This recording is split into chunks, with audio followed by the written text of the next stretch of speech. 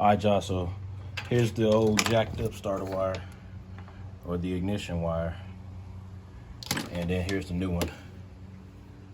I wrapped it in this DEI. It's like fiberglass lined, heat resistant or heat retardant foil paper, tape. Let me show you what I'm doing with the starter. Okay, so I stated before, this is the original starter off the LS1. It broke the stud for the purple wire. So I got this one right here. This is off of 5.3.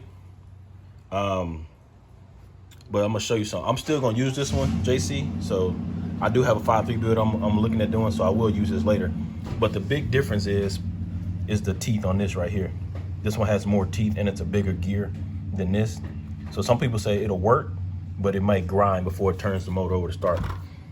So what I did was I bought this one. This one's for a 6.0 LS motor. And if you look at it, it's actually the exact same size. This one's a little bit smaller, which I was happy because I have more room with this one because it's smaller. It's a tight fit, so hold on. So yeah, I would have more room with this one because it's a tight fit. It does have this pigtail. I already ordered that, so I'll have that for later. Like I said, I'm gonna do a 5.3 on a hint, probably gonna be a 240SX or RX-7 if I can get one for a good deal. But this is for a 6.0. It's got the same connections and it's the same size. It's got the same size gear. So no worries, man. JC, man, like I said, I appreciate you, bro. I got everything I need. I did have to get the long bolts because this one does have the short bolt, and then this one has the 2 long bolts. So I'm gonna go ahead and get it buttoned up. All right, if y'all can see that, I got the purple wire wrapped, and then I also wrapped that crank sensor wire. I mean, you see how close it is right here to the header. So I wrapped that too. I don't want to have to come back on here and do nothing.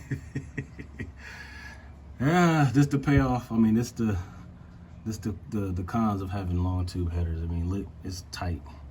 So anyway, I think I got everything done. I'm gonna go ahead and button up the plug this back in if I can get it, and then hold on. You can't even see that, can you? And then I'm gonna put the. I can't get that one. Oh, there you go.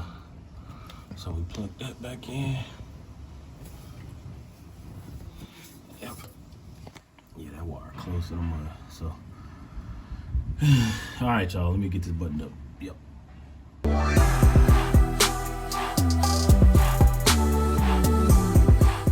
So I got the new starter in there. I got the wires. This is the battery wire, straight to the battery. You can see the foil, that silver stuff. You can see it. I wrapped up the ignition wire and the other wires that were coming from the computer. It's dirty as hell in here. But yeah, so I got it in there. Now I can't start it yet. I'm waiting on the grommet to come in for my valve cover. I tore that grommet the last time I took it out, and I don't want to put it back in there this time. So ordered it from the parts store. It should be here tomorrow. So, but I'm gonna go ahead and put everything else back together. On the top side, we got a sucker in there. She's secured, and this one takes the 2 long bolts. So and I need to torque them.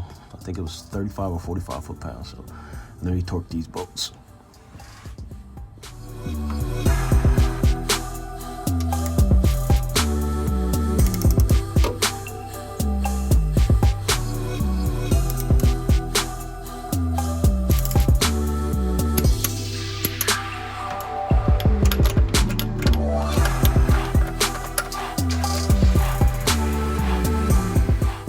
Y'all don't buy cheap starters, man. I bought the starter off Amazon. Look at that. I was torquing the boat. It only torques to 35 or 45 foot-pounds. And look what happened to the mounting hole. And then this one, right here, you can see it cracked right there. So look at that. This is a brand new starter. I mean, I know this is aluminum, but damn. So I already did a return authorization through Amazon. I'm gonna go drop this off at Kohl's, get my refund, and I'm just gonna go over AutoZone and get a Bosch and call it a day. I just ran up to AutoZone. They didn't have the Bosch in stock. I didn't want to wait to order it, so I just got a Duralast. It is the one with the short bolt, so it should be okay. And I'm gonna use the factory bolts that came out. The bolts that I had put in the starter that I had already installed, I had bought the ICT billet ones because I needed 2 long bolts. So I don't know. I'm just gonna go with the bolts that came out, put this sucker back on there, man, and throw this heat shield on and just call it a day, man. So don't get no cheap starters. And like I say, man, JC, don't worry about it, man. I'm still gonna use the one that I got from you. It's just, I'm gonna use that on the 5.3 build that I get, so. But let me get this in here, man, because tomorrow my other parts will be in and I can go ahead and start this bad boy back up. All right, so take 2. I put the other starter in. It's all up, bolted, snugged, torqued. I'm scared to torque them now with that 1/2-inch torque wrench, but I got it all snugged in there.